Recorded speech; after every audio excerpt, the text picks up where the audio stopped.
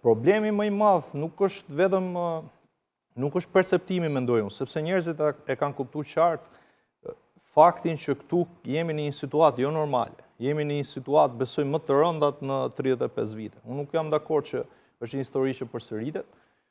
Ka pasur histori të vogla korrupsioni, ka pasur situata jo normale në Shqipëri. E dim që korrupsioni nuk ka lindur sot, ka lindur më herë, mbas edhe përpara viteve 90, por mënyra se si është sofistikuar vitet e fundit, përfshirja e grupeve kriminale. Fakti që këtu nuk ka më diskutime marr 20%, marr 10%, marr 30%. Këtu vjedhet i gjithë procedura e një tenderi. Këtu parat, siç e kemi pa dhe në rastin e PSD-s të bashkisë apo në raste të tjera, këtu bëhet puna me punëtorët e bashkisë dhe i gjithë tenderi shkon në xhepat e personave të cilët korruptojnë dhe bëjnë gjitha veprimet e palishme.